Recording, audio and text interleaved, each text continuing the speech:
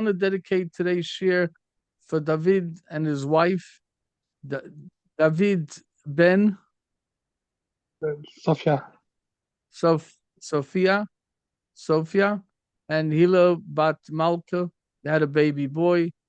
The Shabrit yeh b'sha tova shetachnisu et binechem בבריסה של אברהם אבינו בעיתו בזמנו, ושתגדלו אותו לתורה, לחופה, למעשים טובים, גזון תהית, וסחי דשנחס. Amen. Great. I want to תודה רבה. dedicate the share for Tinok Ben Hila. Okay, so let's start. We're ready to start? Big parsha today. We're going to just try to concise it on a few things because way too much to speak about. So, Parshas today. Today has the Yom Tovim. Probably not going to go into the Yom Tovim today. Has Kashrus, maybe one drop just for a second. And we're going to do not the overall things. We're going to try to go things that not the main things. So let's start. The ein anoichi noisen lefnechem ayem was chumash. Bracha klala. So we're not focusing so much on bracha klala today, but I want to just take apart the first pasuk just a little bit, and then we're going to get into more of the meat and potatoes. Re'eh means to see. Usually the Torah doesn't say re'eh, see. It's every time it's Shema Yisrael, Haskesu Shema. It's listen. Listen means understanding. Seeing is also listening, and listening is also seeing. It means understand, to internalize it. But if it says re'eh, that means it's showing you not only auditory, but it should be visual. You should see it too. So what does it want me to see? It wants me to see something, maybe letters, something visual. So what do we have to see? Let me just open the Chumash. I should have it open if I need it. And we always need a Chumash, but here, right? So the Chumash needs to like it, huh? First thing is the A. And then we see the A is Loshen Yachid, singular. Lefnechem is Loshen Rabin. Why Lefnechem? Why not Lochem? Why Lefnechem? Because it has the word klala in it, so it doesn't want Lachem klala. If Hashem says, I'll give you a klala, why do I'm putting it before you and you choose yourself which path you want. What do you want to bring out of yourself, the klala or the bracha? Okay. It doesn't say bracha oi klala, either or. It says bracha and klala. So we have to figure out what's this. So first thing is, it says the A, what does it want us to see? Usually it says Ani Hashem, it says Anoichi. What does it want us to take with this Anoichi? Noisin lufneichen. So we already said not lachem lufneichen because we're putting bracha and klala before you. You choose, right? Bracha u klala, not oi klala or either or. It's bracha and klala. So we have to figure out why do we need a klala for? Okay, so and then it starts the next pasuk. Esa bracha asher tishmun. The bracha I'll give you asher, not if asher. What means asher in this case? That you will listen. So let's figure that out. El mitzvah Hashem leketchem and v'chulu v'chulu. Ve'esaklolo, and the curse is, it should have said Asher lo tishmu. No, it says Im lo tishmu. Well, Im would sound much better. Im lo tishmu. If you don't listen, you get to kala Asher lo tishmu. V'saratem and aderech, and you go off the path. By doing the positive, if you listen, it doesn't say you stay on the path. Here it says going off the path. Well, that right away strikes something. Okay, so let's start working on this. Let's take it apart. This pasuk. The A, you have to see, what do you see? You want to see the word hayoim, because hayoim could have been said without hayoim. So what's this hayoim? Usually when it says hayoim, the Gemara has, you go to Eliyahu Novi, when is Mashiach coming? He's coming, where's Mashiach? What Mashiach? Hayoim in Bekoilu Sishmo. If you listen today, he can come today. What's this today? You have the Gemara, hayoim hara soilam, right? When was the world, when, okay, not the world was 6 days before. The sixth day where Adam Rishon was born, right? Tilas Ma'asecha, Hayom Tchilas Ma'asecha. When was the first day? The day that Adam Rishon, that humanity came to be about, when was that? The question is either the beginning of Tishrei or is Nisan. So you have Rabbi Yeshua and Rabbi Eliezer. Rabbi Yeshua is more Rachman. In character, he's more Rachman. So he's going to go with blossoming. He's going to go with the spring, where you spring the sun shines and the veld shines, and it's all calm and nice weather and so on. It's a nice breeze. It's not too hot, not too cold. It's perfect. Then you have Rabbi Eliezer is more thin. He's going to be more Tishrei. So it's been Nissen Nivroilim or Tishrei Nivroilim, right? And then you can have the same thing when Mashiach comes. You're talking about Hayoim B'Kolis Yishmo. When is Mashiach coming? Is it going to be in Tishrei? It's going to be in Nissen. Rabbi Yeshua, accordingly, is going to hold in Nissen. Rabbi Eliezer is going to hold in Tishrei, and so on. What is Hayoim? Hayoim means that you're getting it right here, right now. That's Hayoim. Every time it says Hayoim, it brings your attention right here, right now. So let's work out this Hayoim. It says, hey, I want you to see that, this Hayoim. What is Hayoim? So this is a topic not so much negate to the Parsha, but it's negate to this whole Elul time. It's negate to Mashiach. It's negate to what we're trying to see. So I want to say this little thing before that. Why would I talk about Mashiach? It's not Tisha B'Av right now. We see clearly because it occurred to me just a simple thing that probably every Jew it occurred to, maybe every non-Jew also. Anybody that visits Israel and sees what's going on, the birur that's going on. I'm not talking about serving the army, not serving it. It's not my topic. I'm not competent. I don't know. Ask your gadol if he's a dati lumi or whatever he is. He's going to tell you serve. If he's a Haredi, he's going to tell you not serve. And there's in between. There's the Haredi sector. It's not my thing. Go to your gadol. My main thing is you need a shmira elyoina. Whatever you do, you need a shmira. If you work not solo, if you work in any job, you need a shmira elyoina. You need a shmira from above. You need a protection from above, special protection, and a lot more than the body. We need a protection from the neshama. So you have to go to your gadol and you ask your gadol what to do, whatever your gadol says, and he should have your mind in this tefillas, and your friends and family should definitely have your mind. They care for you. They want your best. And if everybody's davening for you, that's an extra shmira. Every time you walk out, you kiss that mezuzah and you say, please, Hashem, by all means, please, I want to come home whole and healthy and in a good mood and be beneficial without all crazy fake and cup. So you need a shmira wherever you go, in whatever job, whichever capacity. But especially if you're going into the danger zone, putting your life in jeopardy, in it, so that all the more protection. And you have to go to your Gadol Tzaddik. I don't know who this message is going out to, and therefore I don't know who's going to watch it. And therefore I'm not competent. You have to ask your local rabbi, 1-800 Almighty, and figure it out yourself. Okay, right. I made a bracha already. But one thing you see, I don't know if since the times of Purim, I don't know. I don't know. Maybe the Holocaust, maybe Inquisitions. I don't know. Maybe in Spain, 1492. I don't know. Maybe when they were sitting down in the basement, two basements under, basement under basement, and doing Kol Nidre, and they're trying to renounce their vows and all that, and say that when I didn't sell my soul to a different religion. No, I was very dedicated. I just trying to save my life. I don't want to die as Al Kiddush Hashem. I wanted to live Al Kiddush Hashem. Maybe there were times you have to ask historians, but the Gemara says more than the 48 Nevi'im and 7 Nevi'os. Haman Rasha brought about Kiddush uh,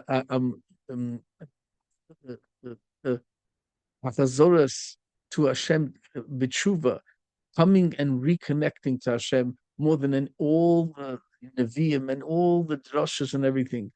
Find me all the organizations, the Kiruv organizations put together, from the Litvische to the Hasidische, Ashkenaz and Sfarad, and everybody is out there.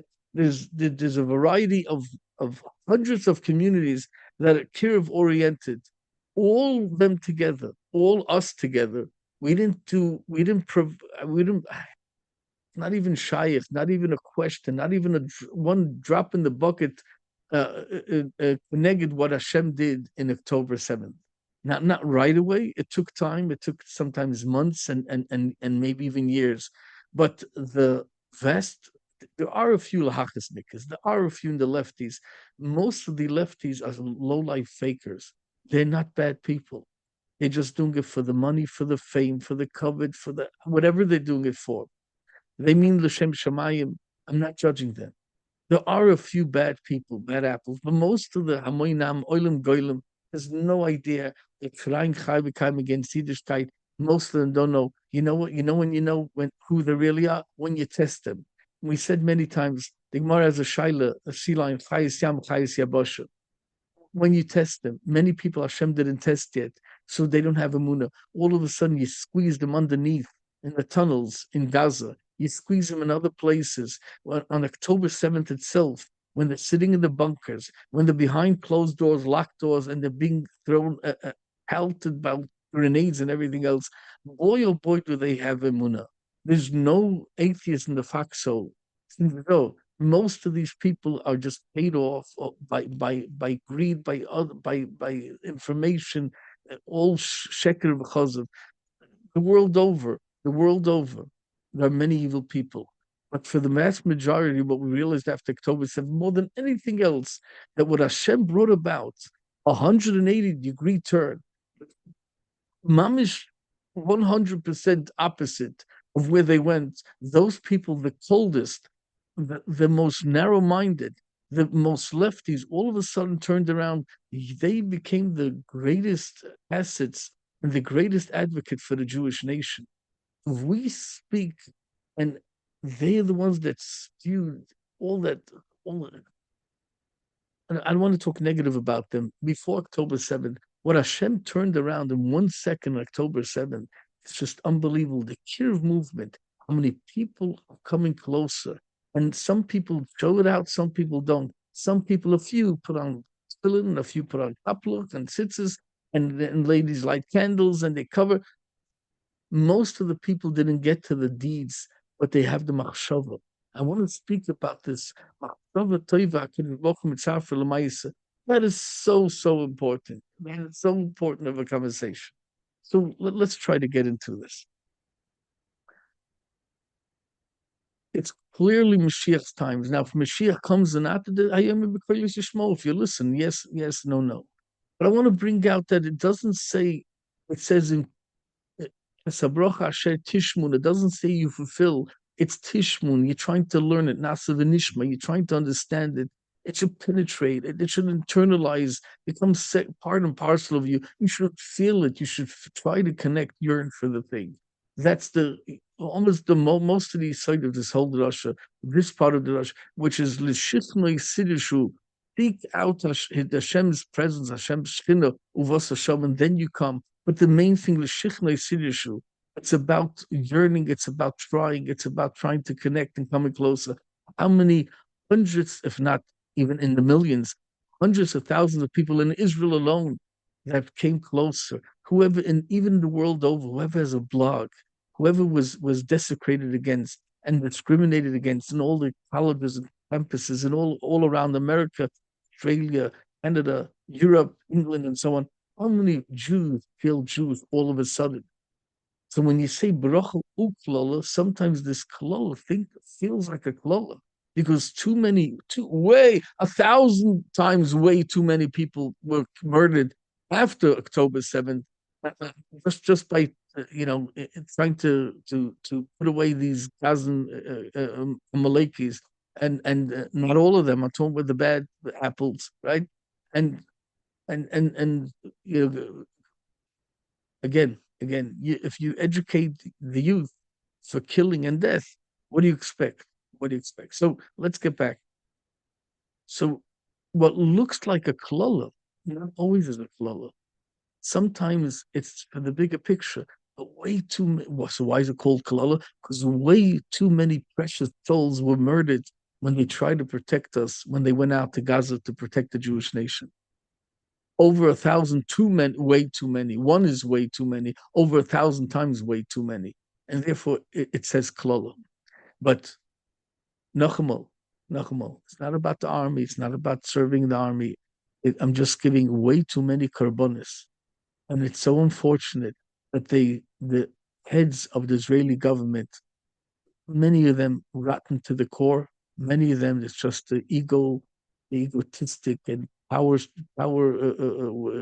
drive. Many of them aren't schlechter, they just don't know better. But what the deeds, the ripple effect of their decisions, they love the image of themselves. What was the Weltzogen? They're so worried about the image a lot more than they love the children, these soldiers that go out and they got killed, all the booby traps. One of the greatest abroch, tragedies, way worse. What they did to us is one thing, but what our leaders is not the religious leaders. I'm talking about those who don't aren't maminim b'nei maminim. Unfortunately, not yet. We're not judging them. Maybe the Briskerov said the Fruma people we have to judge ourselves. But the point is, it's very tragic. Okay, so now, so why? So do you see Mashiach's times? How many people are coming closer? So let's talk for 1 second about this Hayoim. What's so significant? Hayoim Bekoili the Shmon Mashiach comes. What's this Hayoim? What, like every day? What is it in the word Hayoim? What is the A? I want you to see this Hayoim, right? You could have said A. Anoichi Noisen Lefneichem Bracha Klola. What's this Hayoim thing? Hayoim is not only right now and today, it's a message. What is the message? Hayoim Tamtsen, Hayoim Tiborchenu, Hayoim, right? Hayoim Harasoilam. What is this Hayoim? So we're going to El, let's work out this Hayoim. So you have Hayoim is made out of two parts. There's the Vav and Hey in Hayoim, and there's the Mem and the Yud in Hayoim. So let's work it out. The Gemara says, right? The Torah says in Bishalach, Yod al Keis Ka Mocham Hashem B'Maluk Midoydor. The Gemara says, until Mashiach comes, until the ultimate revelation and redemption, it's Ein Hakisei Shalom and his and Ein Shmoy Shalom. His name is not full, complete, wholesome, and not the kisei. What's kisei? The word kisei means a chair. What is kisei made out of? Right? In Hebrew, it's not first you build something and then you create a name. Right? You go to the Institute of Names. No, we spoke about this way many, many, many, many times. But let's chazro for those that didn't hear it. What's kisei? It's made out of 3 letters: kaf, samach, aleph. What's kaf? Kaf is a kaf. Kaf is like a round surface where you put something, right? You can place something on it. Kaf is a spoon, kaf yad is a palm, kippah, dome, everything, kippah, shemayim, a couple, it's all around, flat, round surface, right? Where you can put something on it. That's kaf of the kisei. Samach of the kisei, lishmois, to lean on. You want to lean on this surface of the kaf. Who? The aleph is the adam, right? So, eina kisei sholit. What's the adam? Adam is made out of 2 words. Dam and Aleph. What's Aleph? Aleph is Aleph Siloilam. Every Aleph, right? Aleph has a Vav, and then on top has a Yud, and underneath has a turned over Yud, upside down Yud. So it's Yud, and Vav is 10 and 10 plus 6 is 26, Hashem Avaya. Aleph represents the Aleph Siloilam, the boss of the world.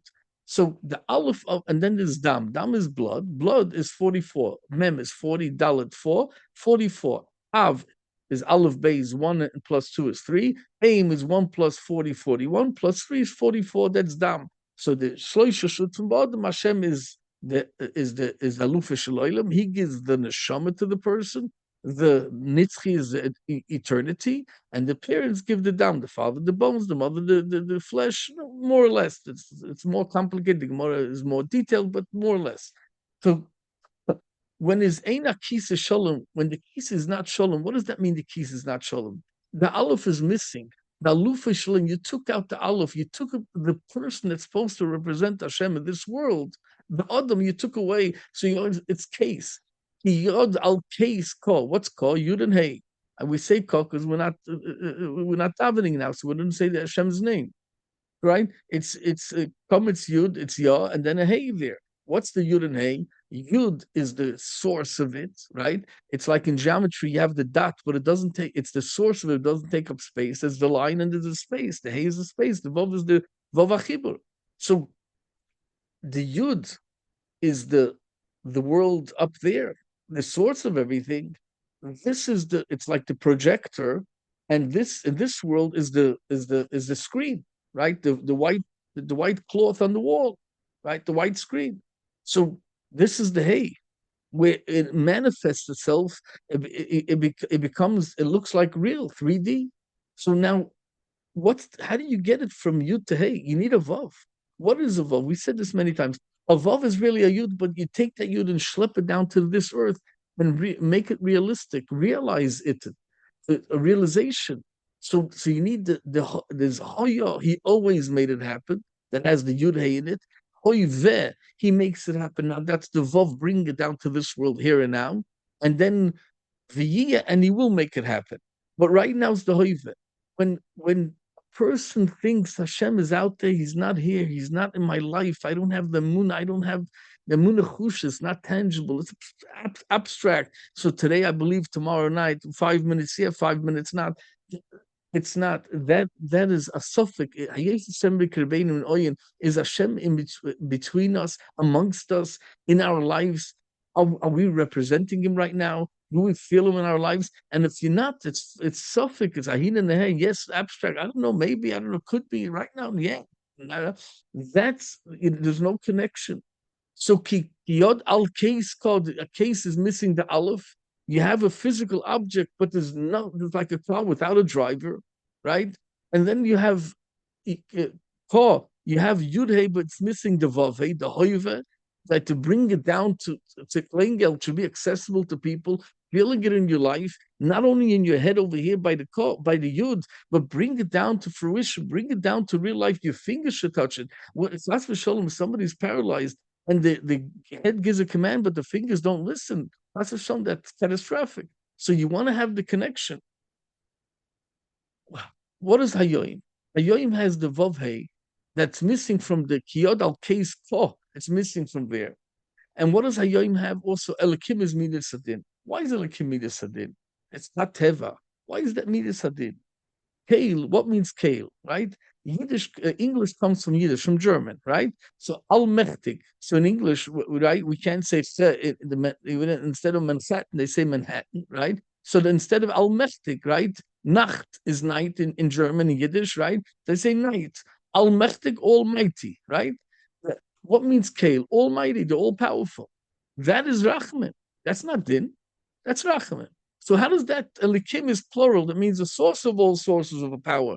So why does it mean this adin? Because there's a mem yud. What's elikim? The word elikim is made out of two words, Eila and me. Eila means this precise, very concise, very steadfast, firm, assertive. I know exactly. There's a lot of clarity there. It's this and nothing else. It excludes everything else. It's this. Then you have the me. And in English we say who's who. I want to familiarize with the audience, know your audience. Who's who? What is it about? What do they stand for? What are their sets of values, and so on and so forth. In Israel, they say different. I want to get there before to know who's against who. It's not like who's who. Me neged me. There's such expression in Hebrew. Me means who's who? Who's the powerful? I'm telling you, Ayla. He says me. Now, what does Hayoim do? Hayoim has the me in it, and Hayoim has the Vav Hey. Hayoim has the Vav Hey. If you bring Hashem's presence down here, L'shichna, you seek it, and you seek it, and you seek His presence until you find it. And the assertiveness, and the assuredness, and the clarity that there's nothing else. This is it. There's absolutely no other power, no other deity. It's not like other religion and other people say, well, there's Satan and there's God and there's a fight between good and evil. No, everything is miyot chakol. Everything is from Hashem. And the devotees, Hashem doesn't do anything bad, but it seems to us that it's bad. It's a klala, but we don't see the bigger picture. When you see everything is here and now, it's Hashem is here in between us, even in any Holocaust. So what's the me? The me changes from who's who, from questioning, from not assurance. You take that me, you change it around. Like Enkel Ekenu, so you have Rabbi Yosef Chaim Zonafil famously said, there's a saying, first learn the terutzim of the Abarbanel, and then you can learn his kashas, right? So first say Enkel Ekenu, steadfast Enkel Ekenu is nothing like our God. Then you can ask a question, Mikel Ekenu, who's our God? But that's not the real pshat. Real pshat is Mikel Ekenu, and I'm telling you there's nobody like Ekenu. And then the next level is, so Mikel Ekenu. Yeah, so who? I'm telling, it can't be. Who? Adarab, tell me. If it's not Hashem, so who is it? So you're going to tell, where was God by the Holocaust? Well, ask thousands and thousands of people. They saw him at every stop. Now they're not questioning him. But the same Holocaust happened to many people. Some people, we're not judging anyone. Chas v'sholom. Who can judge somebody? But the point is that, so what are you going to do now? So if a person goes and he goes to the doctor, and the doctor by mistake that made a mistake with the operation, I don't a mistake there. So he's going to say, now I'm never going back to doctors again, but you need a second operation to fix the first one. I'm not going back to him. Okay, don't go back to him. Well, go back to a surgeon. Who are you going to go to? A shoemaker that cuts the shoes. He's cutting skin, leather, and he's sewing also. You have to go to a doctor. Who are you going to go? So you're going to go. Who are you going to go to? Not Hashem. Is there any other choice, any other deity, any other power that has any power without Hashem's Kanarishkaitin? It's ultimate silliness. So when you say me, you turn it in from a kasha or from a dilemma or from non-insurance and not certainty and not clarity, and you say me kilakenu. What? Sidar Andra? Me. Adrab, tell me who? There isn't. So it's a level higher. It's not enkelekenu. Enkelekenu steadfast, and you say, but if you want to question me, so me, nuzog, who? There isn't. Shay. So when you take that me and you turn it around to not a question but an answer, but into clarity with the Vav Hey, because you brought Hashem down there and you saw the clarity, now you have no more questions. That me gets incorporated into Hayoy. That's the A. If you see it, now you're going to tell me the A is Loshen Yochid, Lefnechem Loshen Rabbin. Oh, if you see something, the A, say something. If it's a compliment, any support or whatever, you have to, justice, whatever it is, teach something, say something. It's not only for yourself, other people are going to enjoy it. And I'm going to jump for 1 second. For 1 second, I'm going to jump to Nassim Titan because I want to bring that point as well.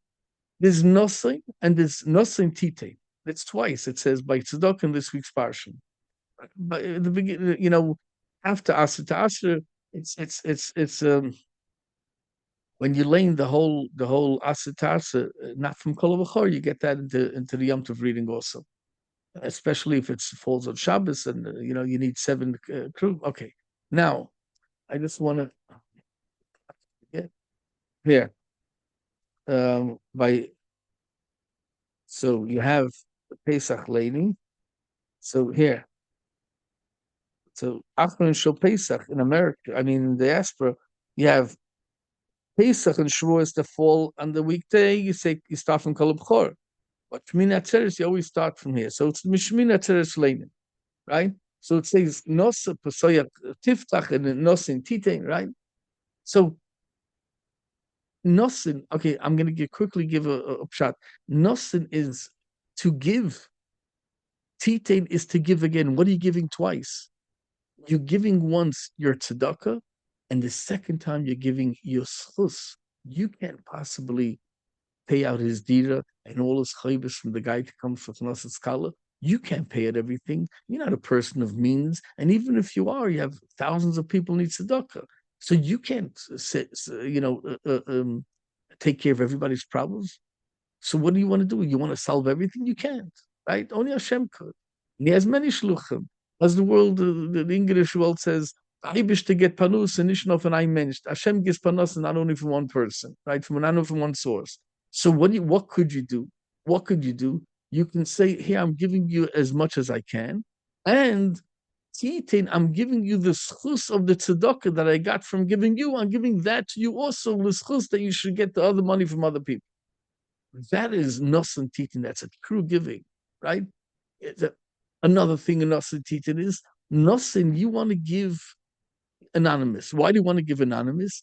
Because if you're not going to give anonymous, and you can't give, you have 1,000 people, everybody gets a quarter like this. You can give $100. That's mean. You give $1,000, you can give $18,000, you can give $180,000 and pay the whole operation or whatever it is.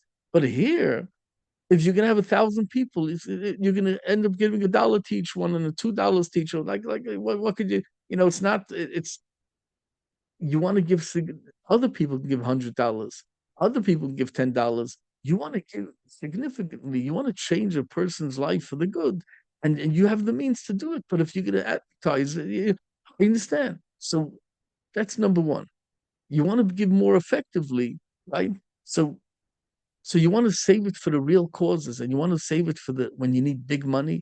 And then good businessmen, it's especially those who were very successful. They want big deals. They want $1 million projects. They don't want this little pettiness, this guy, that. They want real save a life. What does it cost? $1 million? I'm covering it. I'm covering the millionaires want $1 million projects because they want something really big and significant. It goes both ways in business, and they want it to duck also. They look at it as a business to invest. It's the greatest investment. All the other investments is not yours. It doesn't stay by you. But this investment is yours, and they want to do real investment. A smart investor knows, understands that. So if I'm going to just, stretch out my money for single dollars, I want to keep. So I understand Beil and shame, and they go and they go to the proper people that know how to sift it out, and they get you the right tzedakahs, and you give out millions of dollars. So you have such people. I understand them. I'm not criticizing Chas v'sholom. Then there's another thing. The Gemara says, "Yitzav Hashem itcha sabracha basamecha." Hashem will give you basamecha. To ask the Gemara, what means basamecha? Will give you command the bracha basamecha. What means basamecha? The Gemara says basamecha. A dover has somim in ayin. It's hidden from the eye. Realize the bracha when there's no ayin hara there. You're not showing off how much. So you don't have. I gave $1 million. No, you don't have that. You gave bilum shame. That's it. For this chus of klalis or whatever it is, right? For kiddush shem shemayim, kavod shemayim, whatever it is that you want to give in the name of. When you give bilum shame, says a person, if you're gonna announce, if the organization is gonna announce my name that I gave $18,000, 50, 80, 180, $1 million, if you can announce my name, then I'm losing basamercha, I'm losing the big bracha. I'm afraid of ayin hara. I don't want to give.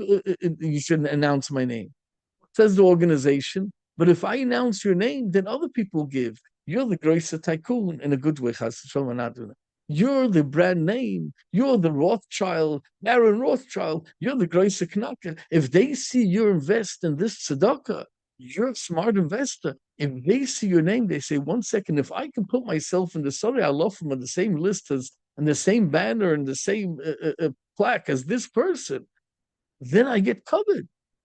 I up my game. I pick it up a notch. Now my real estate is worth a lot. My Shem Tov is worth a lot more. It's him and me on the same list. Could you imagine? For this money, I have the money. I want to be. So if I use your name as a brand name, many other people will want to give because they want to be together with you on the same list.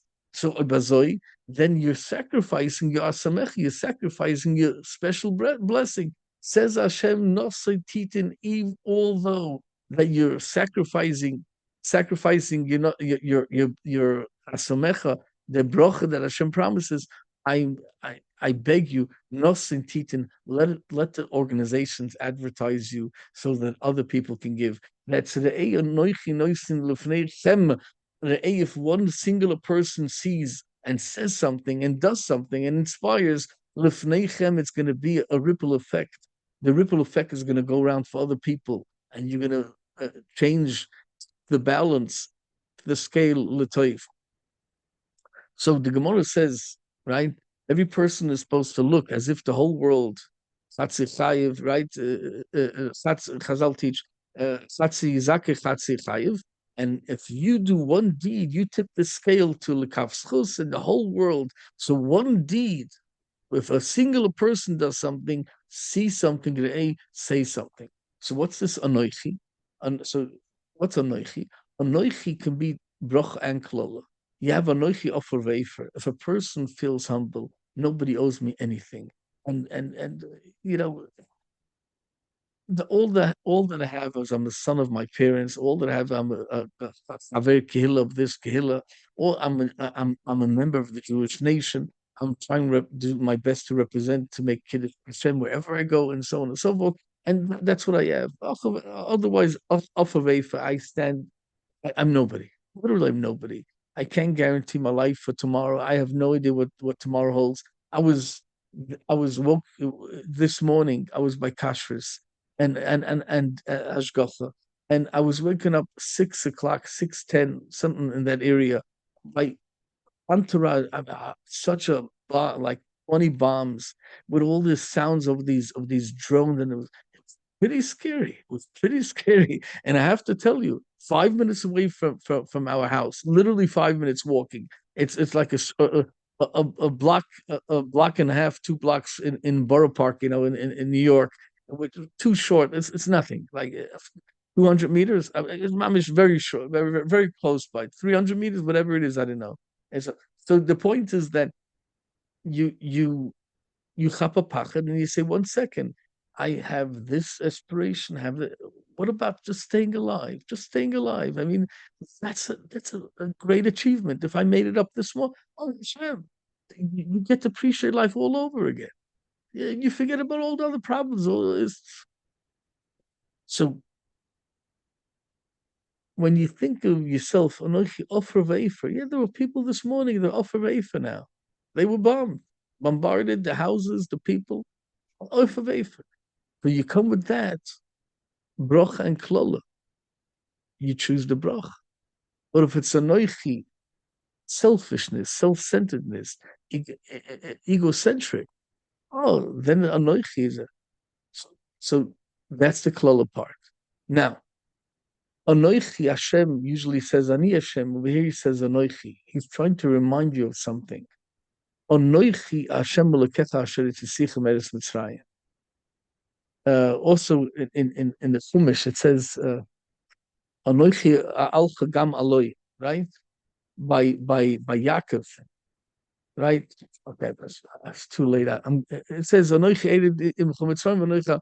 There are times that Hashem uses there's an abbreviation, but it's not for now. I don't want to get into that. But the point is, you have the Aseret Adibris.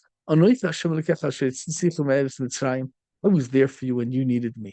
It's so important. I was there for you and you needed me. That's the Noichi. So it says, I'm going to give you the and if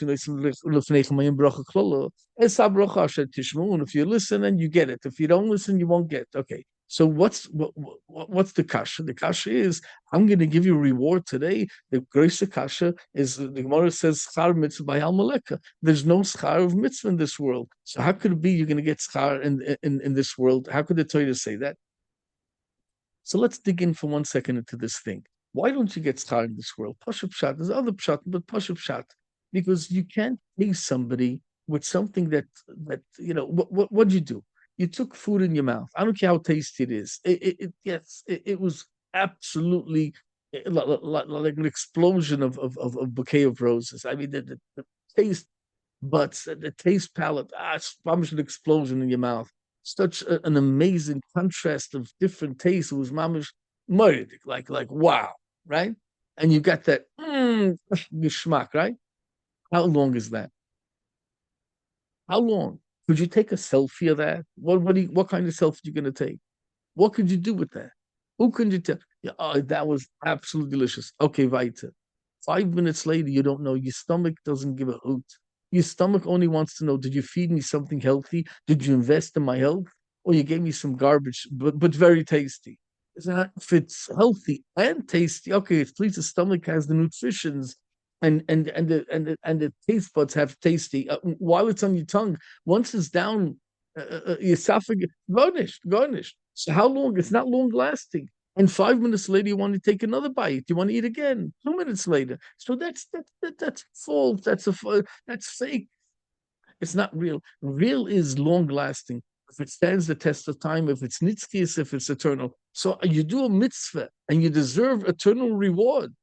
And what are you going to get? Something that in 5 minutes it blows up. It's nothing. It's worthless. It goes down the drain. I mean, your body needs energy, right? Uh, Most of the body, the more muscles you have, it needs energy. So it's going to take the nutrition. The more you do resistant exercise, the more your body needs energy to function for all the organs and everything else. That's 70-80% of the body needs to just energy to function. So what is if you ate? You have to put in more fuel later. So that's not long lasting. It can keep you going for it till the next meal. So how can I pay you back something that's eternal that you should have for eternity, and I'm paying you back. So the only way to pay in this world something eternity is schar mitzvah mitzvah. You for one mitzvah you get it supposed to do another mitzvah. That's also eternal. So if you use it for good purposes, you work for Hashem, and before you go to sleep, the Rebbeinu told him, I'm going to have koyach to serve you tomorrow, your interest in this world, to do kavod shemayim in any capacity, even going to the store, whatever it is, right? So that you turn that into eternal. Whatever you have to organize your life, anything, if it's exercise, breathing, calming down, whatever you need a drink, you need a food, all that can be, you know, included in avodas Hashem. So I'm not saying you can turn that into eternal, but push. I can't give you back a good Danish or a good pie or something, a good ice cream for something that's eternal. That's you can get some benefits for side benefits, but the right. So there's an issue. If the schal mitzvah al maleka, how could you pay now? So let's give you another Gemara. The Torah says, you hire a worker, you have to pay him. I'm old, there wasn't credit cards and all that, debit cards. The wife said, please go out and get me food for the kids.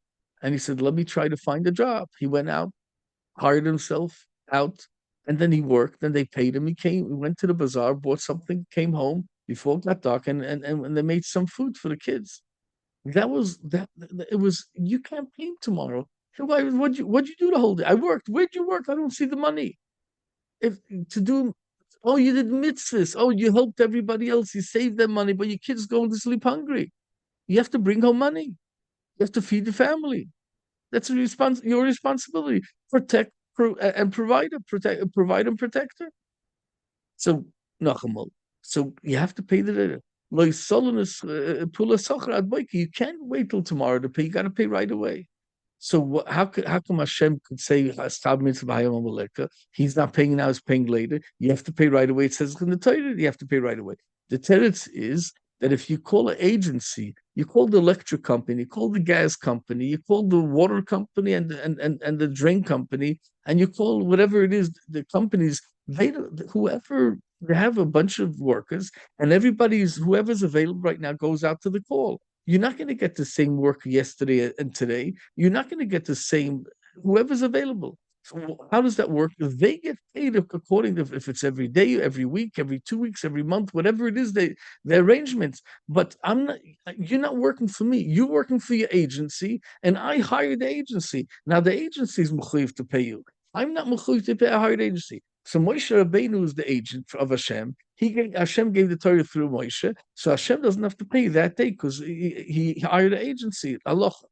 But the first two dibris, the first from Naseres dibris, the first two commandments. Okay, there are 40 commandments there. So the first two utterances, what Hashem says, the dibris from Naseres dibrot, the first two utterances was Anoichi Hashem Elokecha Asher Tzich Meretz Mitzrayim. I took you out of Egypt. I was there for you when you were down and out. When you were suffering in Egypt, I was there to save your back. And lo yilchan, therefore, don't have anybody else. Have only loyalty and what's it called? Pledge of allegiance only to me. Okay. Now you have over here. For these two, Hashem said himself, not through an agent. If he said himself, for that he has to pay. So noichi noisen lefnechem hayom, I give you today because the anoichi Hashem Elokecha, that I didn't give through an agent, through Moshe. That I do have to pay in this world. What is anoichi Hashem Elokecha? Emunah b'Hashem. You have to trust Hashem. So when it comes to bracha klal, who says bracha is bracha, klal is klal? We don't know that.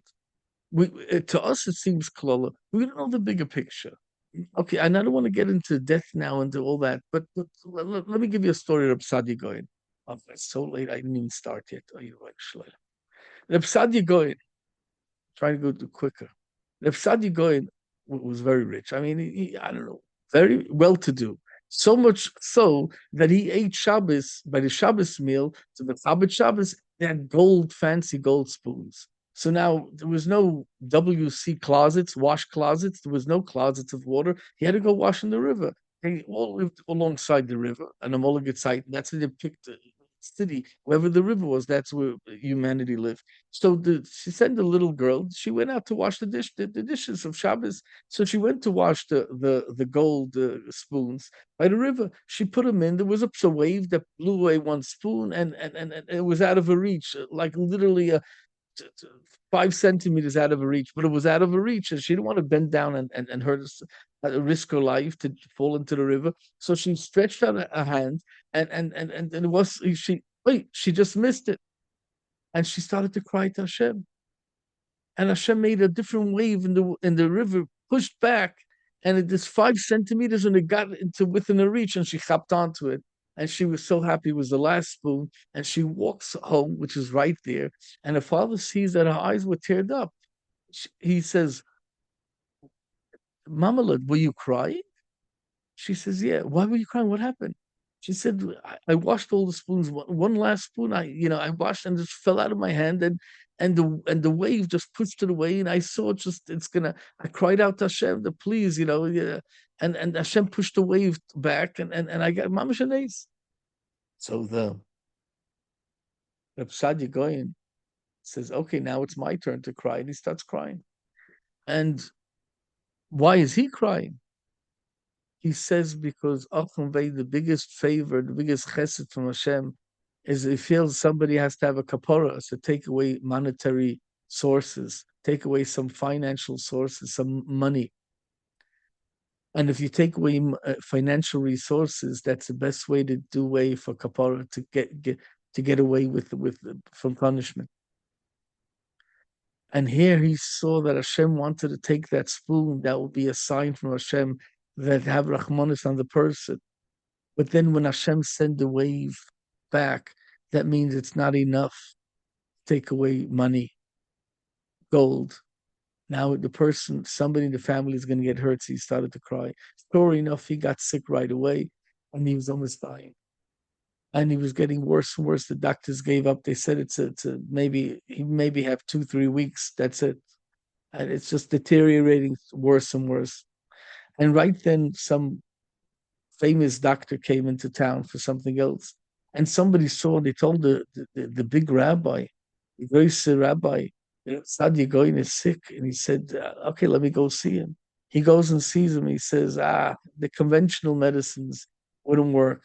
You have to go something. There's one thing that might work, which my grandmother, gave me over from generations before, which is you take a head of a kevis, a head of a sheep, and you skin it, but then you boil it down in that soup for 3 days. You boil it down for 3 days. And that soup that gets to the bottom, the thickness, all that is in that spoon of soup, you scoop it up, that last spoon, that last drop of soup that boiled out, that tamsis, the essence of it, you feed it to the person, and it'll give them new energy to fight and whatever it was. So they go and cook for 3 days, and then they take this spoon, and the wife goes in to feed it, to pour it into the mouth of the husband, gets dying. And she walks in. One of the kids there just ran through and knocked over the whole spoon, fell all over the floor. There's nothing. Now they said there's no chance to do it again for 3 days. He might not, he might not make it. That second, he opened his eyes and he saw that. And that second he opened his eyes after not speaking for a few days, he starts smiling. And they thought, maybe, who knows, what happens before the candle goes out, starts shaking and trembling. And you think it's a new life. It's like the fish. Some people dance around, mamish moirdik, and they're so full of atzitz, they're so depressed, but they're dancing like a fish that's out of the water.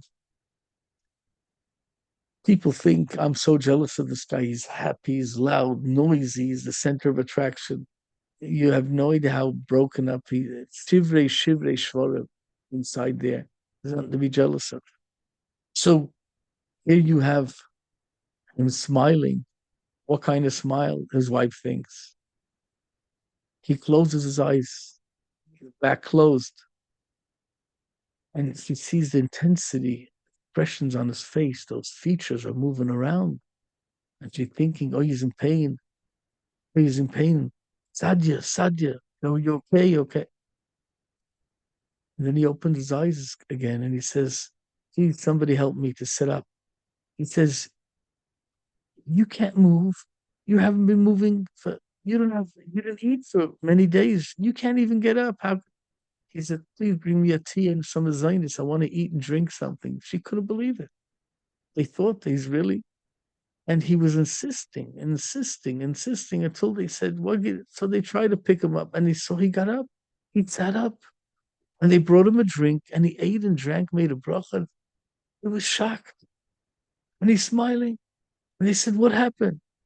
So he said, "When our daughter lost the spoon, I thought, oh, Achim if Hashem doesn't take away the money, then he'll have to pass it on. Somebody might die in the family." And when he got sick, he realized. And then when the doctor came and gave the eitzah to cook up for 3 days this head of a sheep and give him the tamsis of the juice of it, and then the spoon dropped, I was relieved because I said, "Rabbeinu Shalom, I'm doing my shtadlis, but I need the message to get across. You sure don't want me to take some medicine.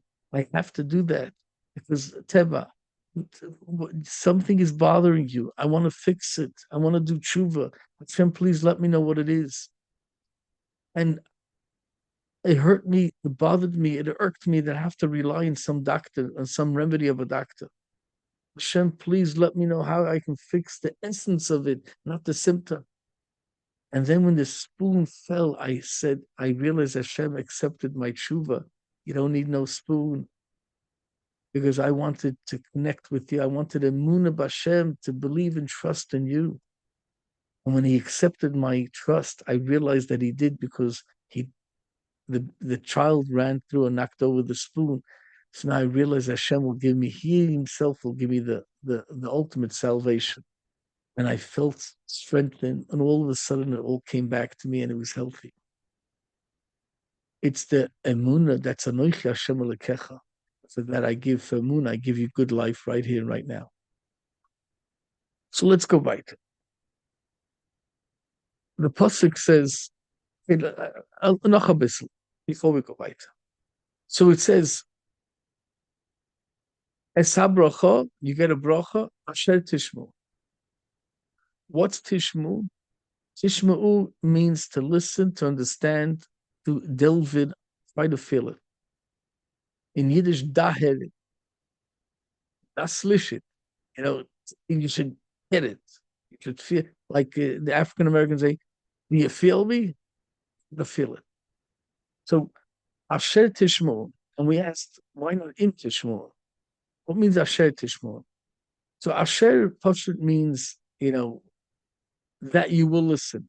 In other words, it says, if you don't listen, visartam means that you're going to go off the path. That means you're going to do bad deeds, right?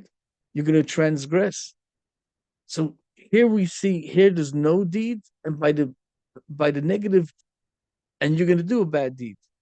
So what did Chazal learn from here? Well, Chazal have a it's what's it called? Machshava tova Kodesh Baruch Hu mitzavah ma'aseh, and machshava ra Kodesh Baruch Hu Kodesh Baruch Hu mitzavah ma'aseh.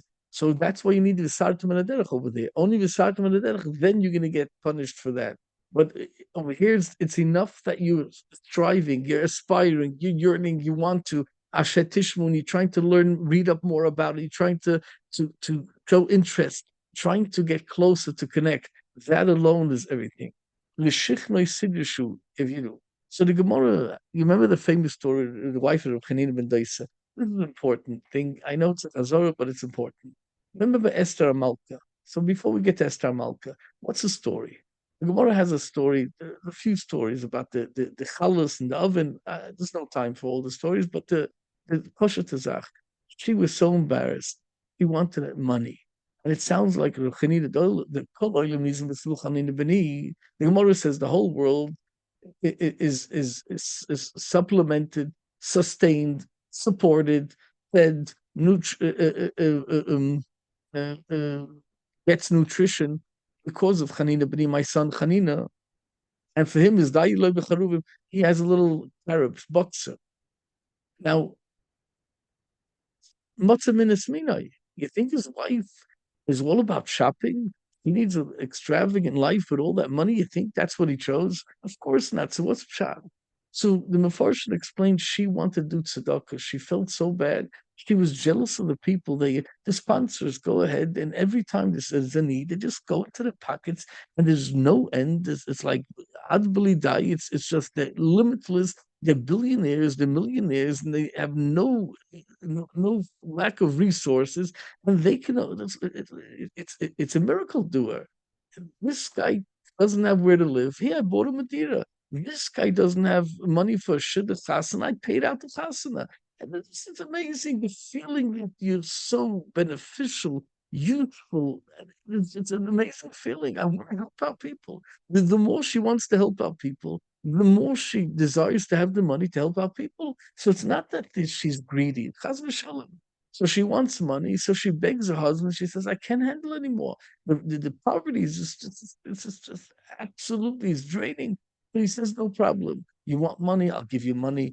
And a foot of a golden foot of a table comes down, and she takes it, and she wants to redeem it and take it to the pawn shop, and she'll get the money. She'll be a gvir adir, like a big, very rich, very wealthy person.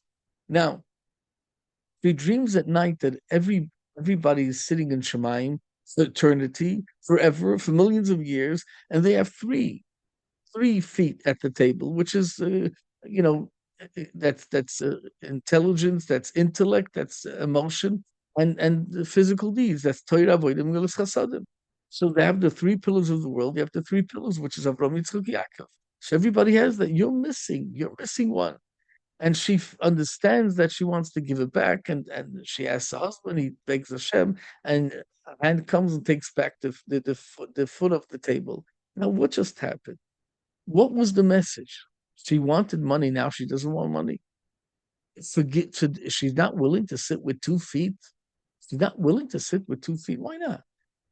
She would give up her whole olam haba just to do chesed in this world. Okay, I'm not doing for olam haba. I want to do chesed. So why did she give it back?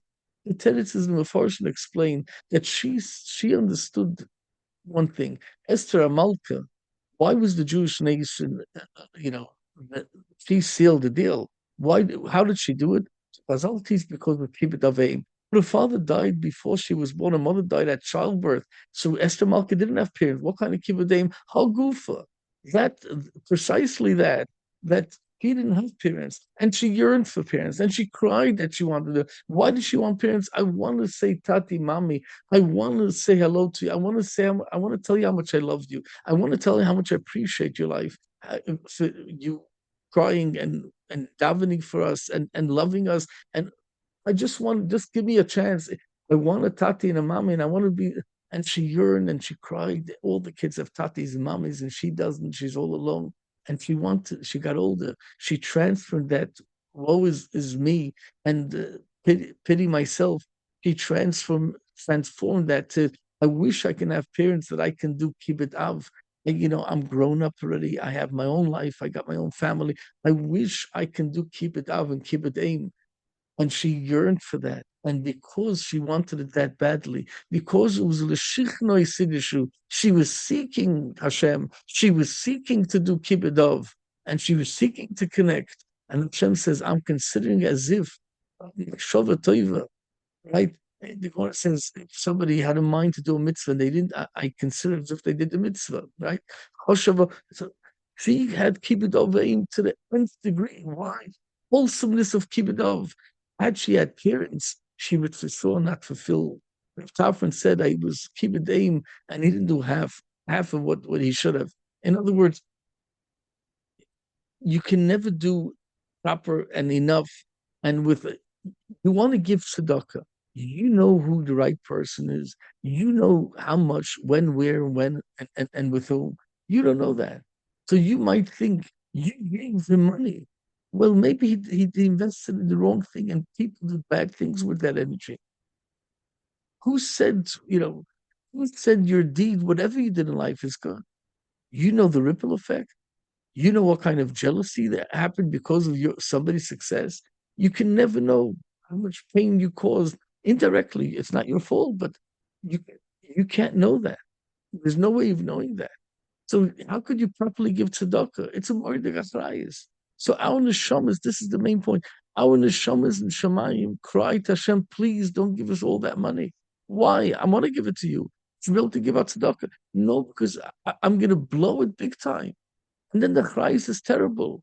She says, Oy vey, I thought I want money so I can give people. And then I realized if I give them the money, they might lose their life. Maybe Hashem took away their money so they can stay alive. We don't know the cheshbonos of Hashem. So therefore, he gave back. She gave back the Michael Toyvis. I don't need the money. I'd rather not take the prize. You see, what goes around comes around. When it comes to tzedakah, this is general about tzedakah, and that's going to segue us into the next topic. You know what? Before that, I just want to finish this thing. Just another neifach, another spark. So you have the brocha and the klala. The brocha, sometimes you can activate the brocha and activate the klala. They're both there. You choose which one to activate. And sometimes the klala is the klala. In other words, it looks like a klala, but Hashem wants you to have olam haba forever. This is a few years here. Nobody has it that good anyway. So what means bracha u klala? U klala, the Rosh Hashanah is zil, evav, u. Vav is vik, hakeren, kuf, kayemes, lamed, loi, second lamed, lo'ilam, hey haba. So it's for the world to come. You're suffering. It looks like you're suffering. Yeah, it seems you're suffering, but it's for olam haba. He wants to cleanse you. So bracha u klala, and then those people that have it hard at the beginning, klala, they end up being not the spoiled brats, and they have a much more constructive, productive, meaningful, and happy life. So you don't know what's what. Reb Sadia Goyen saw that when he lost the spoon, that was good, and when he got back the spoon, it was bad. You don't know. And then as Habrocha Asher Tishmu, not only you just have to Tishmu, you still didn't do it, you're striving, you're learning, you're practicing. You started to daven, but you don't feel it. Daven anyway. You're eating, you have no appetite. Eat anyway. The appetite with the food. You get the appetite. You started Asher Tishmu, you're learning about it, you're trying to connect, you're trying to know more, you're trying to feel it more. That's already and then vaklol im then if you don't and v'sartem an aderech, then whatever it is, you go down.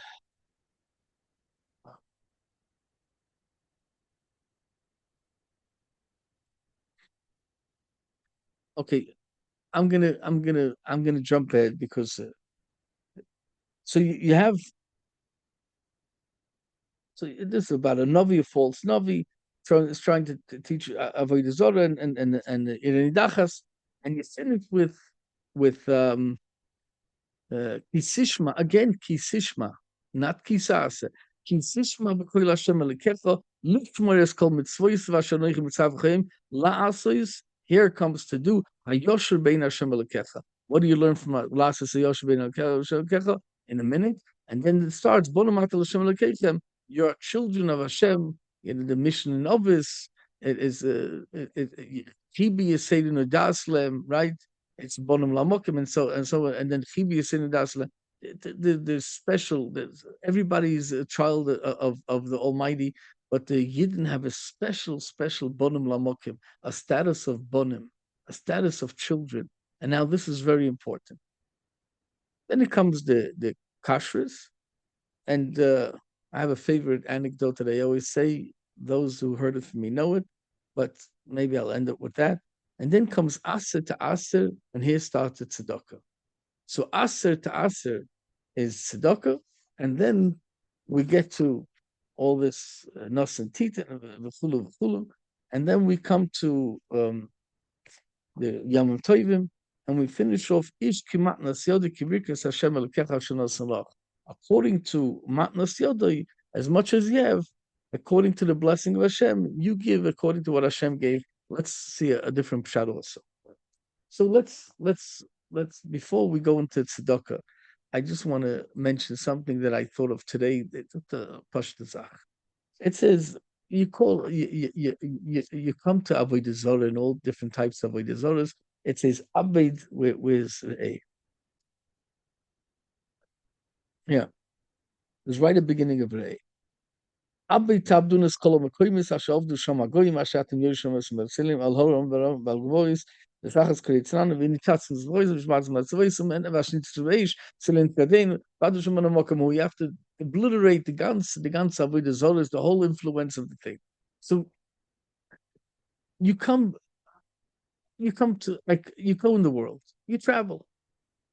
There's a million opportunities in a lifetime of a person, not 1,000, a million opportunities, literally tens of times a day. Every step where you walk, people watch you, people, especially you go out in the friend, you go out in the world, amongst the other nations, amongst the non-Jews, the Gentiles, and you walk in there. I walked in at the beginning of the week, 6 something in the morning, right? Usher the whole company and it's the whole system,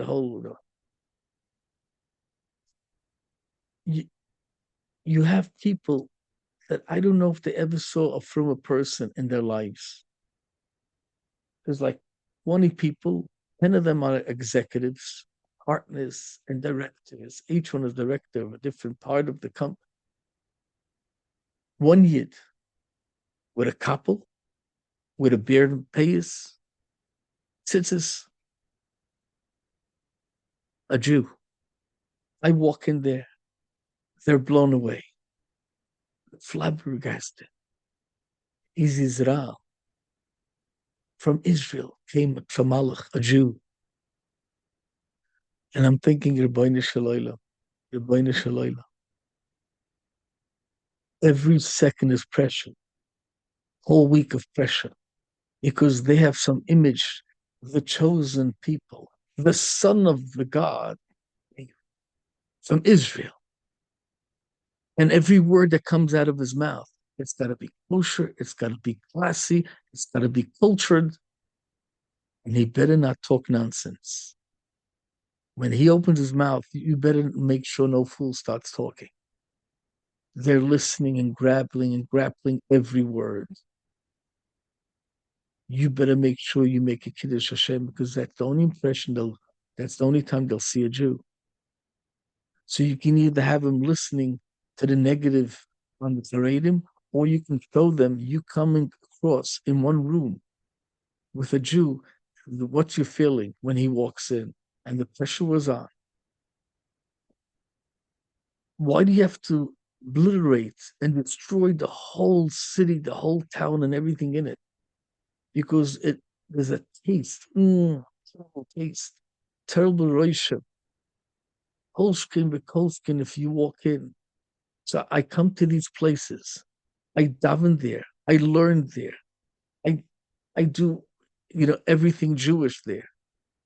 And I'm always thinking, who knows what shtibel, what Jewish family lived there in that very room that I occupied for a whole week, for day and night. Who was there that needed a tikkun? So over here, I'm thinking before the Holocaust. I'm thinking maybe 2, 3, 4, 500 years ago maximum. But when you walk in Eretz Yisrael to some gas station and you make Asher Yotzin and a burden of foshes, which both are segula for health, in Eretz Yisrael we're talking about thousands of years, 3,300 years plus. There are people of Dreinzich in Israel. Who knows who needed a ticket in that very place? There was a high schooler, a little sat, a little house. And the Jew, and you have to go make a bracha b'kavona, and then moreover, you do the ashiyotzi. You went to the gas station in the middle of the 6 highway, wherever it is in Israel, and you go, you fill up, and arba shalosh and kvish achad, whatever kvish it is, and you go to the gas station and you make that ashiyotzi, and you say, I don't know who needs it. But is anybody in this area that needs a school for health? and is going to fall into accident, and his life is in jeopardy now or in a year from now or 10 years. The Rishon stays forever. That's the Kodesh Hakadoshim. It's not. It's kitchel l'shat, but it's kitchel asid lavoi. Because a yid went and invested in that place. You invest a brach in that place. You invested a tefillah in that place.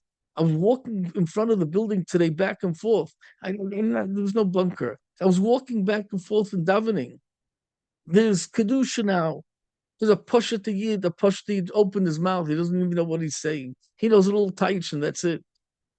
But the hearts was talking to Hashem, and I was trying to daven. It shouldn't bomb us all, chas v'shalom. And there were dozens of workers watching the Jew. So I was trying to hide. I don't want to. I'm a shy person in general. So I walked away.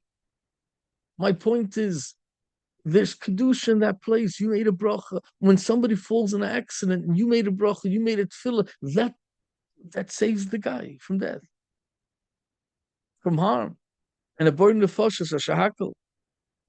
So the roishim that you come wherever you go in the world, and you feel that you stop for a minute on the side, you stop for something, you stop for bracha, tefillah. You see ambulance to say a shir amalas, whatever it is. And if you don't have koyach to say shemalas, thinking yeah, das soll sein gesund. You see in WhatsApp, don't name it. Those are not for Islam. You see a mazel tov in your head. If you can't say that, say mazel tov. Wünsch mal mazel tov. Shot tov mitzlach. Everything should be covered. Belebach v'atzlacha. Point is, abit abdun kolshkein v'kolshkein positively.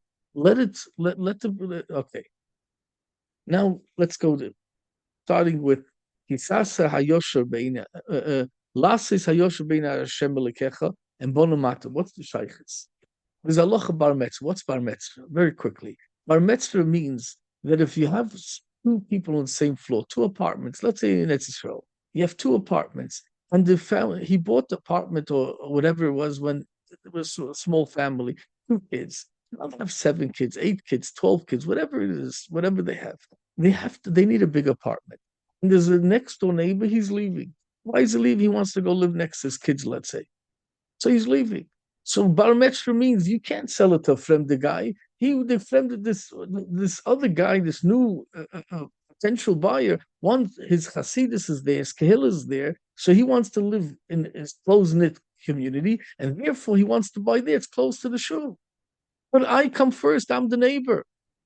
I have this chuz bar mitzvah to buy off the second apartment, so I can my kids are kept off kept heads on. It's unbearable just to give a little room to breathe. So you can't sell it to some third guy. You got to sell it to me first. That's all good when it's not the son. But if his father goes to live somewhere with other kids or whatever, he goes away somewhere else. He wants Florida, he wants more warm weather, whatever it is. And then he sells it. His son says, "Oh, if Tati's leaving, the son wants to buy it off. It's right next to shul. Why does he have to walk half hour every Shabbos? So here he could go. The son, you can't say bar mitzvah. So when Malachim say to Nohid Chalashamayim, why would you give it to Basar V'Dam? Give the Torah to us." Says Hashem, Bonim Atem Hashem Elekeicha. They're my sons. Why are they my sons? And that gets me to the next. Okay, right before tzedakah, it's very important. It says over here, Aser to Aser, give Maisa. For what? For Kol Tvu Azarecha Yitzah Soda Shona Shona, and take it to Yisrael. V'chalta L'fnei Hashem Elekeicha Mokam Yeshivcha L'shakash Moishom. Masa de gonach tirish v'srecha v'chodesh b'kolcha v'senecha l'mantil yiras Hashem lekech kol yom. You go to Yerushalayim, you get yiras Hashem. You're inspired for the whole atmosphere from others. Then the Torah says v'chi b'mecha haderech kiloch tuchal seisoi. The derech is too much for you to schlep it. Kiloch tuchal seisoi. It's too heavy to burden. Kirchak mecha mokeh. The place is too far. You just say that the way it's too it's too much. So obviously it's too far. What's the Torah trying to say here? Okay, the push shot is you take you redeem it with money, then you go and you buy the fruit and you eat shlat. I want to say something though. What's the difference? Bonim. What does it mean, Bonim Atal Hashem? You have special privilege. The guy from Israel came amongst the nations. And they're looking at the Son of God. He came the chosen. What does that mean, chosen? Not that he's better, bigger, smarter. No, no, no. No. He's a lot more humbler. He's just chosen to serve, not to be over. The point is, if and you say the place is too far away from you, it's too heavy of a burden to carry. You know why? What's Mokim? Mokim is not Hashem. Hashem is when everything blossoms and flourishes and everything is fine. When it's nice and dandy, Hashem, Rachmam, and everything is good, everybody's smiling to you, and people are nice to you, and people are forgiving, and people give you, and they join in, and you're popular, and you're accepted, and you're respected, and everything is fine. But then there's Mokim, Mokim Yinachem Eschem, when the place is Mokim, when there's a lot of tragedy, there's pain, there's not, there's no understanding. Why am I suffering? Why am I lacking? Why am I less? Why am I not appreciated? Why am I not respected? Why am I not accepted in the terminology of Mokim? So you know what? You're probably not a son. If you'd be a son and a daughter, you would feel close. You know why? Because so you know why it's so. You know the Dubna Maggid has this great motto of Loi oisi karasa Yaakov ki you got to be Israel, right? You know we have that in Naftarah. Loi oisi karasa Yaakov ki you got to be Israel. Asa gemucha so you didn't meet me. If you're a worker and you just do to Yaitse, you don't care about the company whatsoever. But if you're a son and daughter and you love your parents, if you're son or daughter, you don't love your parents, you don't care about the company either. But if you love your parents and you love them dearly and you appreciate them so much, and it's a mutual love, a mutual respect, and mutual appreciation, and mutual cherishing. So it's so dear and near to you, this company, you really want it to succeed. So although your time is up and you finish the 9 to 5 and you're done and you can walk out, no, but I care, but it's after hours, overtime. I don't care overtime. I don't care weekends. I don't care if I have off today. I gotta help out my father, mother. I love. If Hashem has His business in the world, Judaism, I'm gonna invest in His Judaism because I care about my father. I care about him. So took me away. You took me away. My tata is hurting. I care. My mother's. I'm took me away. And if you're a son and daughter, you can tell if it's bonamatam and Hashem Elokeichem, then it's not koloich suchal seisoi. There's no burden too heavy for you. You say, Tata, Mama, leave, go, let me do it. You say, please, please, let me do it. I'll do for you. No, it's not a burden. It's my pleasure. It's my schools. And now, sometimes it's overbearing. I mean, it's too much. I mean, so a sick parent, it can be too much. But in general, it's a schus to do it. And if you feel it's a schus, it's bonum atem. You are the bonum. You call me Tati, I call you my son, and you get the special connection. You get this special chain that when you walk in, people say, I feel the Shekhinah walking in here. I don't care if you push it the Yid. You know, we're spoiled. We need a Gadol Yisrael to walk in to feel Shekhinah. They feel Shekhinah when a push the Yid walks in and he says, I'm trying to do Kodesh for Shemayim, to help me out. Just, I'm yours. Please guide me. So this is, if you feel Chas v'Shalom, you want to be Hashem Hashem. No. Bar mitzvah, shmetzvah, I'm sorry. I'm a Ben. It's something you want to be Ben, then you have to love it. You have to invest in it. You have to feel Sedain Tate, and I'm going to protect him and I'm going to promote him in this world. And his chesed, Ma'urachim Afatarachim. I'm going to try to do my best to, to give Hashem a good image in this world so more people can connect to him. So he doesn't ache and doesn't hurt every day that his kids abandoned him, that they're running around against Hashem. He says, I love you so much. Hashem says, I love you, and you walk off me. where's the connection? Where's the real connection? So Hashem says, Ashaloi Safonu, we read before in Dvarim. Ashaloi Safonu v'loikach shoichat. Where do we read the connection right now? Too tired. Ashaloi Safonu v'loikach shoichat. You can't bribe Hashem. How can you bribe Hashem? He doesn't need anything. What are you going to do? You're going to bribe him with money? You got to be kidding. But the Maharsha says that I was Zaida, the Maharsha. The Maharsha says,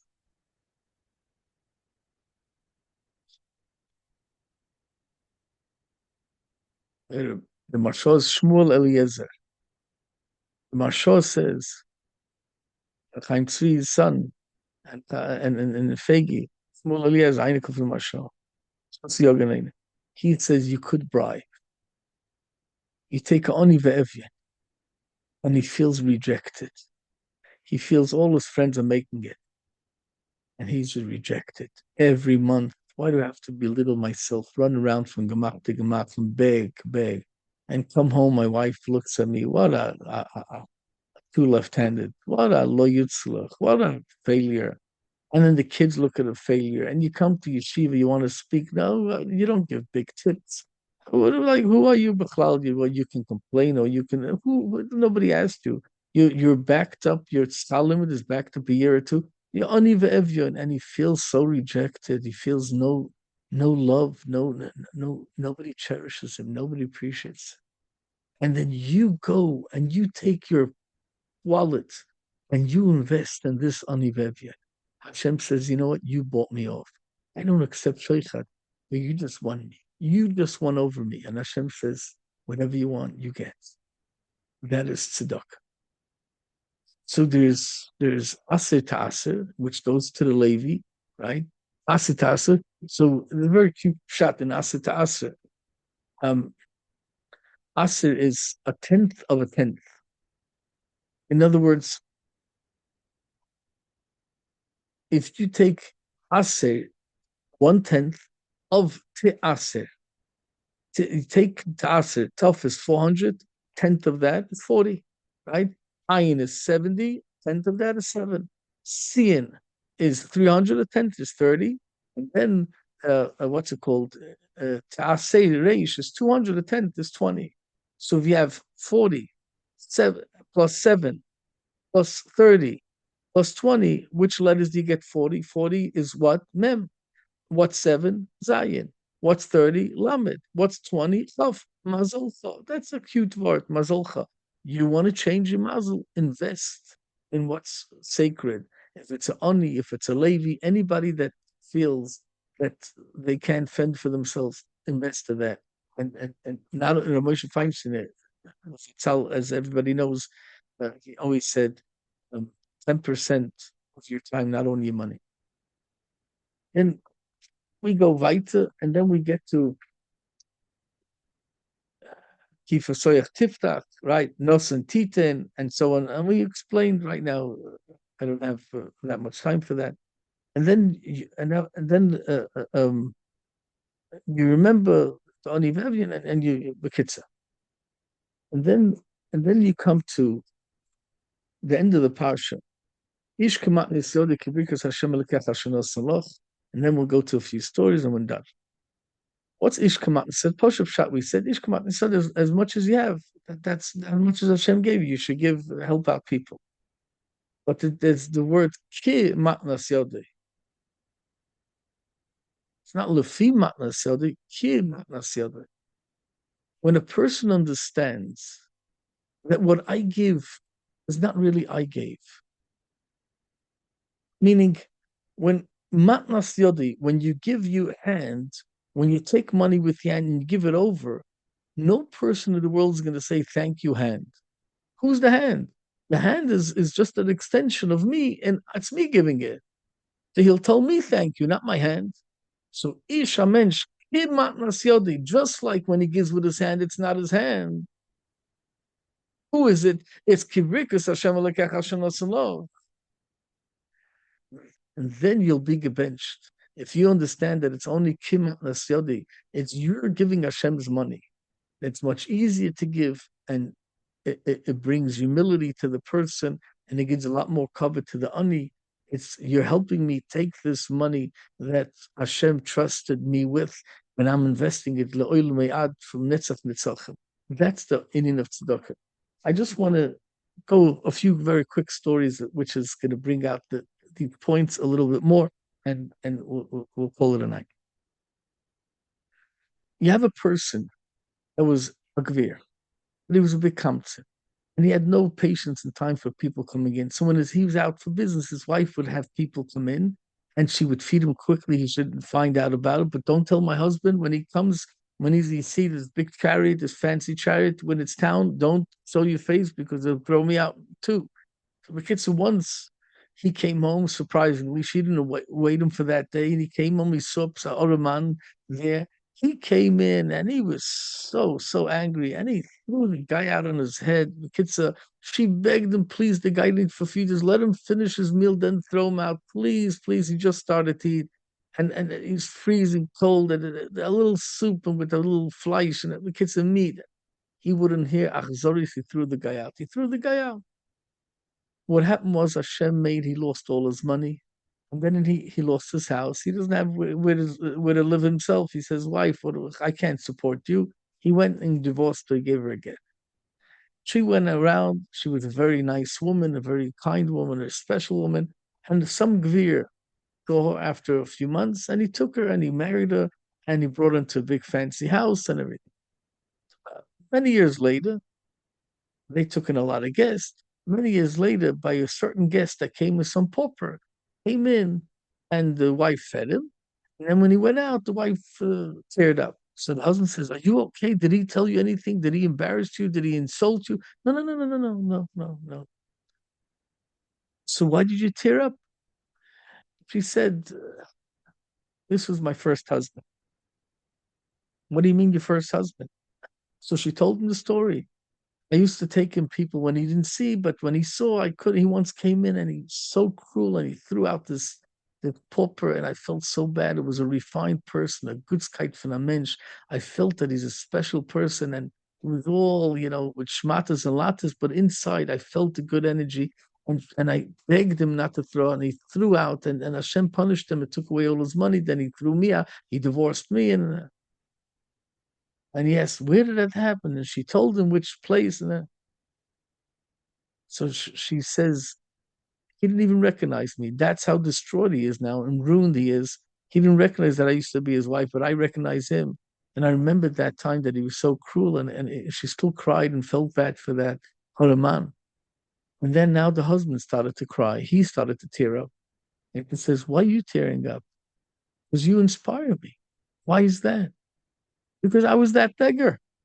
Hashem took away that guy's money, your husband, your ex-husband's money, and he gave it to me. All of a sudden, I became rich right after I was embarrassed and I was thrown out. And I'm tearing up because I didn't know it was you. You inspired me. I remember the care and the chnosasarchim, the sorry many that you were. So what goes around comes around. Let's go to the next quick story.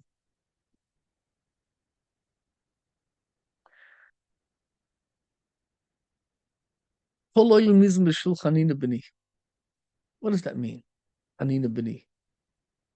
Hanina B'ni is the channel, the whereabouts, the conduit, the keli, the tzinor, the pipes. All the brachas come through, but the pipe doesn't take anything for itself. The heart takes all the blood, but 99.9% it sends the blood right. It's not for itself. It's the whole idea of for the other, not for me, not for me. A tree, as we said many times, a tree doesn't eat up its own fruits. It takes energy from the ground, but it produces fruits for others. That's the tzedakah when Hashem says you can buy me off. So the let me give so the Shvil Chanina B'ni doesn't eat. He's the tzina to everything, but he doesn't take for himself. So let me say a wonderful story. There was a guy in a gas station. Okay, first, um, just a second.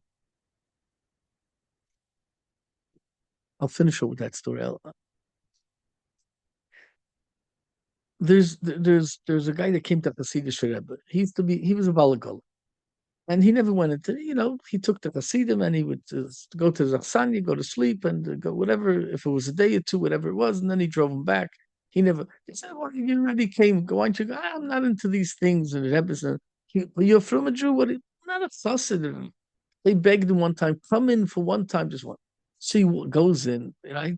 And he's there for a few minutes and he comes out. So, and then now they're ready to travel. And they say, so what did I ever tell you? No, no, you were there for like 5 minutes. I mean, there was something. You didn't go in for 2 seconds, Shalom Aleichem. You were there like for 5 minutes. That you have probably a conversation. So he said, yeah, they never asked me, what do you do? He said, I'm a balagola. What's his schedule? And he told him that, when he has a job, he gets up really early and he sets up and oils the wheels and gets the chariot, the wagon, he gets it ready and then he feeds the horses and he takes care. And then he goes to the client's home. And then while the client is packing and getting the stuff, that 10, 15 minutes, he quickly davens shachris, puts on talis and tefillin, and the Rebbe says, "What, you don't daven with a minyan? No, when I have a job, people want to leave early, but there's early minyanim, there's the nates, and you go to the early minyan. Yeah, but when he doesn't have a job, that day he goes to shul with a minyan and also mincha ma'ariv, and the rabbi gives a shir to mincha ma'ariv, and during the day after breakfast, he learns a bissel two mishnayos and a bissel tillim, a bissel chok, and the rabbi said, "But why not with a minyan? I mean, you can start a little later." He says, "No, Rabbi, I'm going to lose clients. What kind of?" So the rabbi gives him a little story, and this is in the 5 minutes he told this little story. He says there was a guy that he didn't trust. He was all alone, or he didn't trust anybody, and he traveled from place to place. So he had all the money that he saved from his whole life. He had it, and he had it in three little sacks. One was the gold coins, one sack was the silver coins, one was the copper. In those times, obviously, there was no paper, and there was only coins and metals and so on. So that's what he had. And he traveled all of. One time, he wasn't in a place where he could secure it and lock it. So he came into this place. It was by mistake. He went off the way, and the kid said he asked if there's a rabbi. Yes, there's a rabbi. So he went to the rabbi's house right before Shabbos. Could you hide all my belongings? There's all my money, all everything I massed up all the tens of years. So could I trust? Yeah, yeah, sure, sure. And he put it away. Comes Motzei Shabbos, and the rabbi gives him the three sacks. And he sits there for a whole hour counting up the gold coins, sits another hour counting up the silver coins. And the rabbi says to him, it's late. I mean, it's late. You see that I didn't steal your gold coins and I didn't steal your silver coins. You're going to start the copper coins. That one copper coin, one gold coin is worth more than 100 copper coins. So if I didn't steal the gold and the silver, you think I'm going to steal the copper? If I wanted, I could have taken a few gold pieces. Don't much yourself. Believe me, trust me. I didn't touch it. I didn't touch it. That's not my Yitzhak reason. Like, just you can go to sleep tomorrow morning. You'll count whatever you want. Says the Chassidish Rebbe to this Balagala. He says Hashem gave you life. He gave you gesund. Oshir is ayin shin yud reish einayim eyes shinayim teeth yud yodayim reish raglayim feet hands and feet. You have health. You have family. Everything is all right for you. What's the issue? What are you doing? What are you doing? You think you can trust Hashem for 99% of your life, and for this little one thing of Parnassa, you can't trust him? What do you have to cut corners for? Believe me, if he did all that for you, which is much greater Neeson than a few dollars, he can give you a few dollars too. Don't cut corners. Trust, that's the word, emuna, emuna, emuna. And I want to finish off with this little story. We'll have to, continue a different time. There was a guy that came to a gas station. I said, it's a guy. He comes to a gas station, and there's a guy, he looks Jewish, but he's fry, totally fry. And this Hasidic guy is working his blue clothing, he's working clothing. And the guy his credit card is not working. It's not working. It's the magnet, something went wrong. Something. Now, he doesn't look like a poor guy because he's got a fancy car. I mean, this guy looks well to do, but he doesn't have money. So see, this guy thinks, look, I don't have money. He's down. Lately, he doesn't have jobs. Things happen. Things. So he says, but this, I want to make a Kiddush Hashem. So the guy says, could you help me out with some money?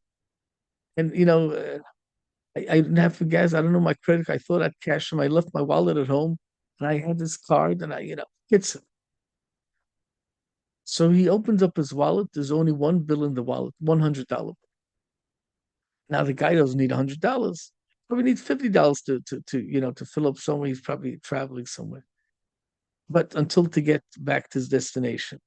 But what's he gonna do? He doesn't have. Who's gonna give him change right now? And it's only credit card. Everything is closed.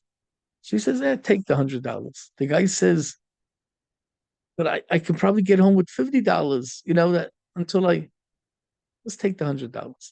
She says, okay, but give me your number. I want to send back the money. I want to pay you back. He says, no, no. Just imagine, I'm imagining if I would get stuck and I would ask somebody and they would give me the $100, that would make my day. I still want to have faith in humanity. So I'm investing in humanity.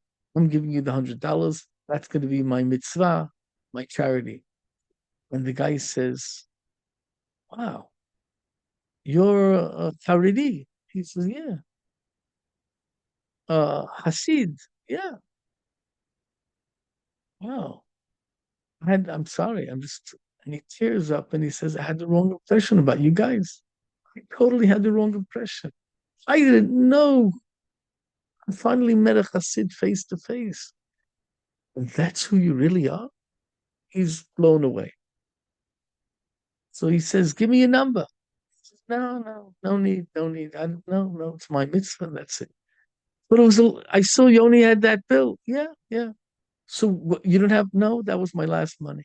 You're giving away your last money? No, no, no, you got to give me your number. He says, no. He says, I see you got working clothes. What do you do? He says, I install carpet. And what you don't have, I don't know. We had a few contracts and something, they went bankrupt. I'm down and out now.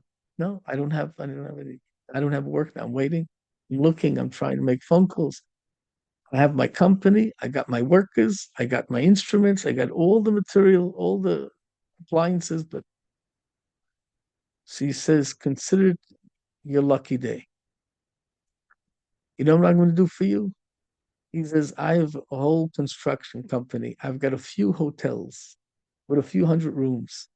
I have a few high-story buildings, all spontaneous, on the spot. He took all simultaneously building a bunch of projects.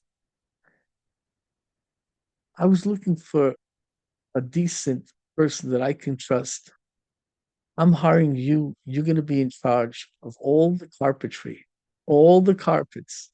You're talking about many, many thousands, dozens of thousands of meters, not feet, meters. That's feet, you times it by 10, that's 1 meter. Dozens of thousands of meters of installing carpet. You're going to be in charge. You hire which companies, whatever. The kid said the guy made millions. He made millions out of that $100. He became in charge of all. You're going to be I can trust a person like you. You get what's going on. What goes around comes around. You do Kiddush Hashem. You have emunah and bitochen. And you see something, you say something. And Hashem says,